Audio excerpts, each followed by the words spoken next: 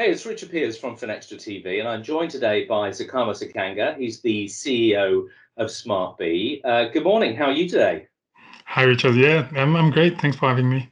Well, pleasure. I hear you're in the beautiful city of Montpellier in France, so we're very jealous of that. But good of you to join us. Thank you. Listen, we're really excited to talk to you. One of the things we talk about a lot on FinextraTV is greenwashing in sustainable finance. And one of the things we're concentrating on today is the technology of IoT sensors and DLT to help us with traceability. So you guys really focus in on this. Tell us a bit more about Smartb and how you got into this. Yeah, sure. So yeah, the story of Smartb is, funds its roots back in the association realm. Where we used to have an association, and then we created a company out of this. The role of the goal of the association was to create technological projects with cities. So basically, smart city project in Montpellier, but other cities. And one thing leading to the next, we realized that the impact and the incentivization to sustainability was one of the keys challenges for the cities. And that's how we created this company, Smartb, which is now mainly focused on the impact traceability for the next few months, few years, I'd say.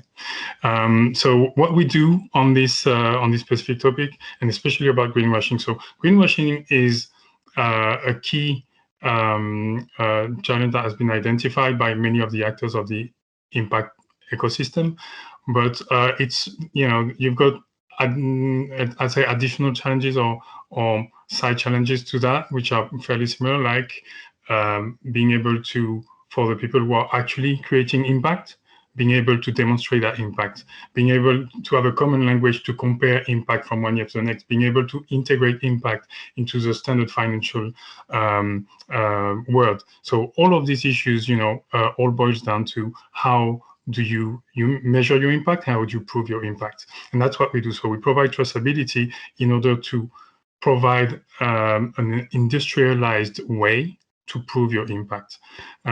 So like in two sentences, basically what we do is that we flip the impact process over on its head. So basically what happens usually is that you've got impact funds or governments or development banks financing projects and hoping for an impact. So they put money up front and then you hope for something to happen, and that's where the money gets lost.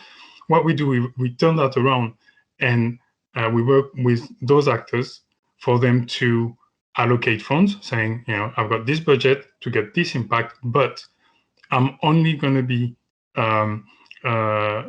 unlocking these funds when some proof has been provided. So if you show me that you've created an impact, I'm going to unlock the funds. So that's basically turning this around, and by doing that, you force the actors providing the impact and the project owners to have a clear traceability of their impact, and then the buyer or the financer is going to be able to visualize and to have a clear idea of what is paying for. Great, that's really clear and absolutely, sort of something we're a fan of here at Finextra. Give us an example of some of the projects you've worked on. You've worked on a few, but I know chatting beforehand, you wanted to share one with us, which I was quite interested in. Yeah, we've got a few projects. So maybe the first one that's quite interesting, going back to the roots of the Smartb of the company and working in smart cities, we have a few projects on mobility. One of them is for what we call cyclo-logistics. So it's to incentivize delivery companies to use decarbonated means. So decarbonated means not using some kind of carbon engine. So using a bike or walking to the delivery will make those companies to be eligible for a €1 fund or €1 compensation on every delivery that has been proven to be sustainable. So that's a really cool project because it comes from a system where it's called the white certificate at the European level, and there's a French implementation of that. And the way it works is I will finance your saving of energy, basically. So if you can prove that you're saving energy, then I'm gonna provide some funding for you. So in this case, you've got several projects, but one of them is a sustainable delivery, and if you can prove that a delivery has been done with a bike or walking, then you get your compensation. So that's exactly the way Smartb solutions work, basically. So that's the first one on mobility. Mm-hmm. Yeah, did you have any question on this one? Well, so this is sort of carbon credits. What's the scale of that? How long has that project been going? So we've been live since January 2021 for this specific project.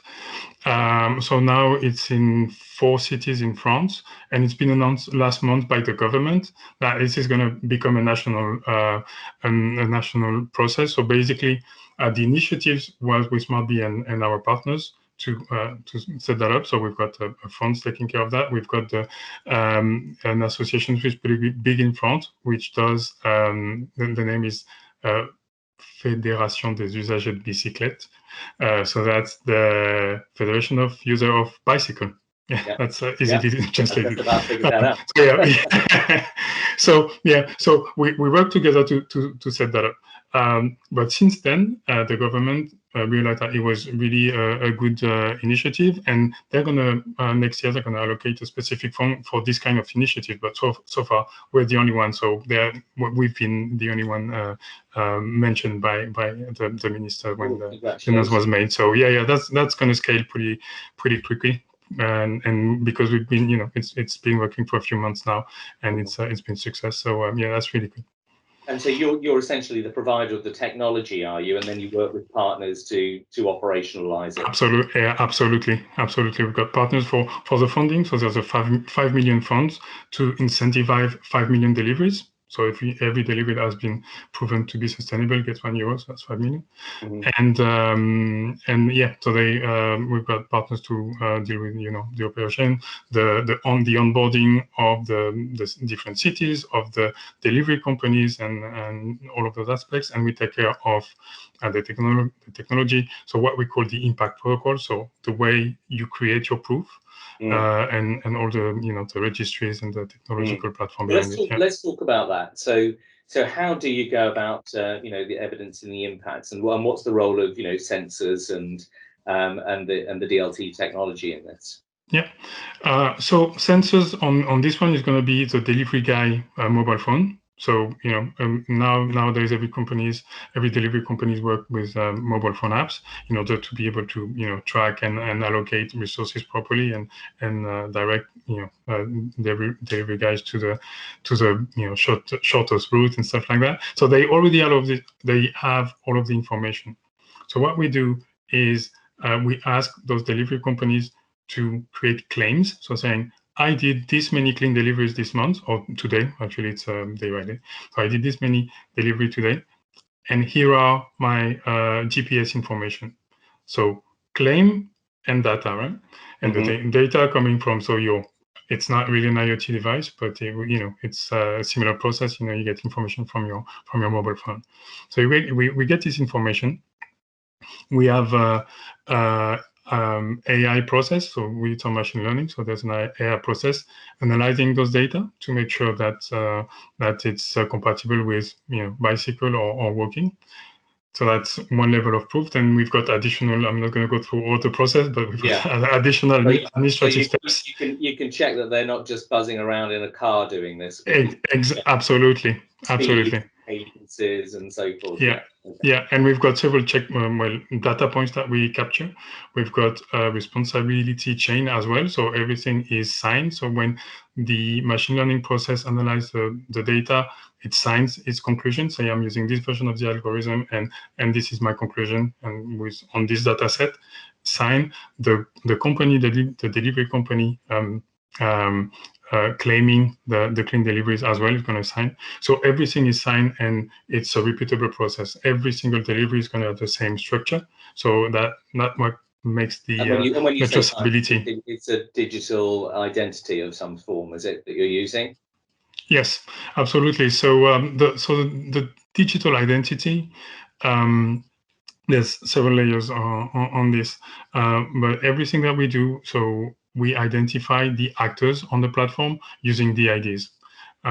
So everything we do that is identity related is distributed, and digital identity, obviously. So we're using, for some of us listening who knows a little bit more about this, so we use verifiable credentials and capabilities in order to manage the different accesses and the identities of the actors. Yeah. And then you were using, I think, in the mobile phone technology. I was quite interested about the sort of use of the secure element of the SIM, if I understood you. Exactly. So this is another feature that we bring on the Smartb platform. So basically, when you have a blockchain user, what it boils down to is a private key. So you have a private key that's your own, and then you're going to sign your transactions. Basically, that's like the core feature of the blockchain is going to is to identify people. That's what we use to create this chain of responsibility as well, because every aspect of the process and of the protocol is signed. So what we did is, instead of only offering a mobile app or website providing private key, we implemented directly on the SIM card the capability, the possibility to have a private and a public key. And the SIM card it's not, it doesn't have that much processing power, but it's just enough to get information and to be able to cryptographically sign information as well. So with the SIM card, everything that we do, all secure operations are happening within the SIM card.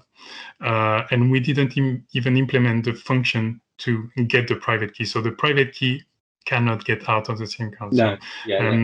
So the real advantage, or the main benefits of using a SIM card, I see two big ones. First one is reach. So basically, you can get to any market pretty much, because what we use is, it can be obviously using 5G, and it will bring additional features, but it will work on 1G. It doesn't exist anymore, but just to make the point.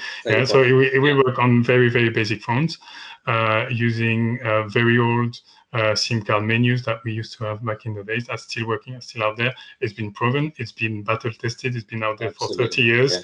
It's been attacked many times, so we know it's safe.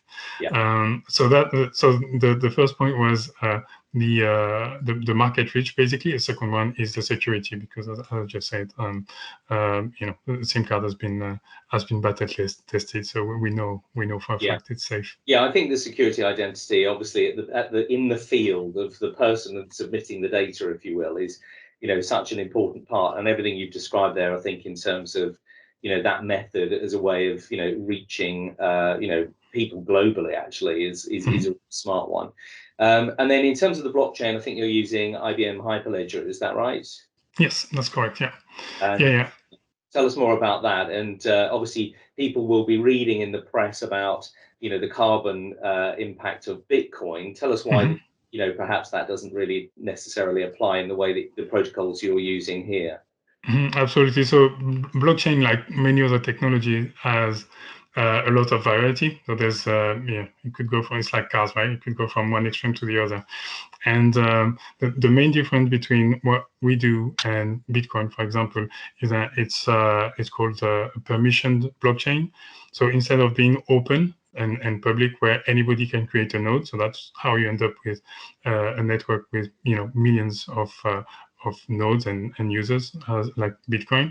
Instead of that, we create smaller groups of known identities. So basically what we do is we create private zones for all the actors of a similar project, or not similar, of a given project. So the idea is to provide transparency between the actors and to share responsibility. It doesn't have to be with the entire world. It's all within the same community, or within the same ecosystem, or within the same business partnerships. So the benefits of doing that are there are many benefits of doing it that way. First one is energy consumption, because instead of having millions of nodes to secure my network, I can have 10 and small nodes, don't have to be like heavy processing. So it's really a fraction of what a public blockchain would do. The other benefit is that every actor is identified.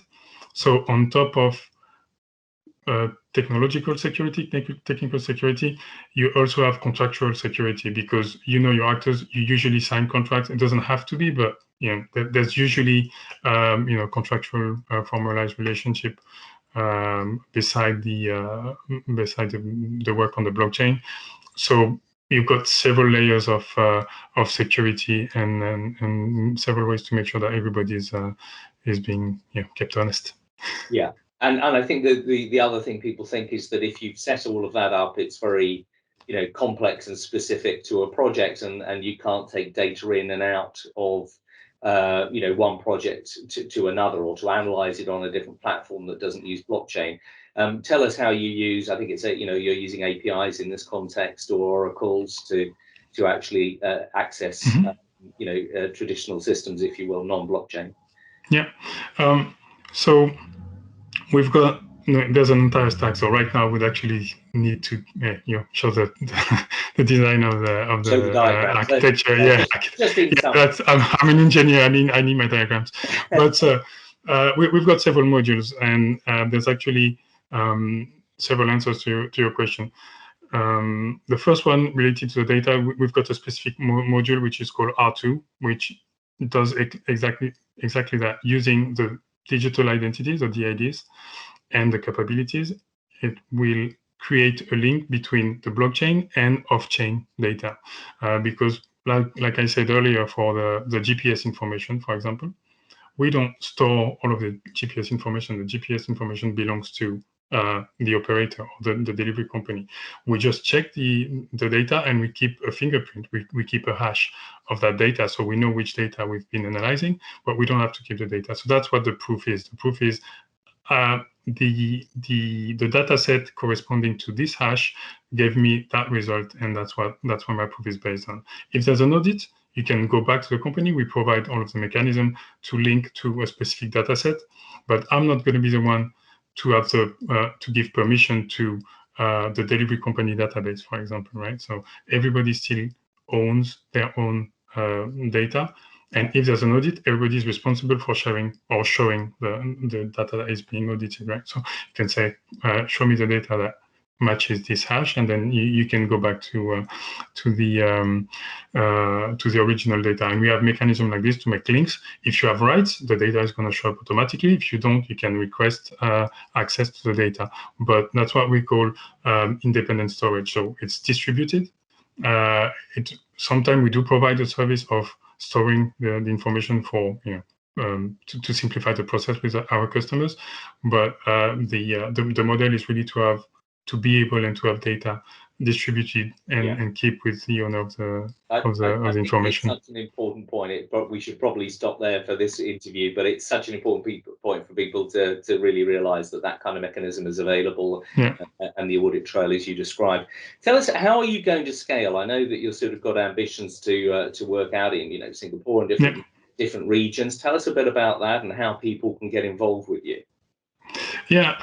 So basically the scaling is tying back to the previous question as well, has to do with the technology. So what we do is we create impact protocols. So an impact protocol, the core technology of Smartb is made to map protocols. So we don't, our goal is not to actually create protocols for people to prove their impact, is to map existing protocols. So when we have to do it, we provide advice and we'll do it in partnership with our customers.